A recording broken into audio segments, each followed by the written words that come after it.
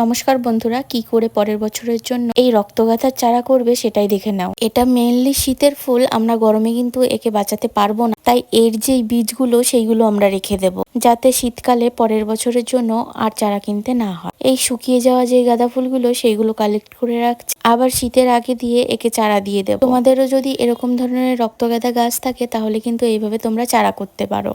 প্রথমে এরকম ভাবে বীজটাকে ছিঁড়ে নেবে, তারপরে দেখবে একটা কালো অংশ মতন পাওয়া যাচ্ছে, এগুলোই কিন্তু বীজ। আবার অনেকে আগা ভেঙে লাগায়, সেটাও করলে হবে। কিয়া সাহারামিন কমেন্ট, গোলাপ গাছ কাটিং করার পর তাতে ডালপালাও বেরিয়েছে, এমনকি গাছ ভালো হয়েছে, কিন্তু তাতে কোনো ফুল আসেনি। অ্যাকচুয়ালি তুমি আমাকে অনেকদিন আগে থেকেই কমেন্ট করছো, তবে আমার ভিডিও যেহেতু রেডি থাকে তাই আমি তোমার কমেন্টের উত্তরটা দিতে পারছিলাম, তাই আজকে তোমার কমেন্টের উত্তরটা দিয়ে দিলাম। গোলাপটা হচ্ছে শীতের ফুল, তাই শীতকালে যদি না ফোটে গরমে কিছুতেই ফোটাতে পারবে না। তবুও চেষ্টা করবে একটু চা পাতা দেওয়ার। গোলাপ গাছ কিন্তু খুব চা পাতা পছন্দ করে, ইউজ করা চা পাতাও তুমি দিতে পারো।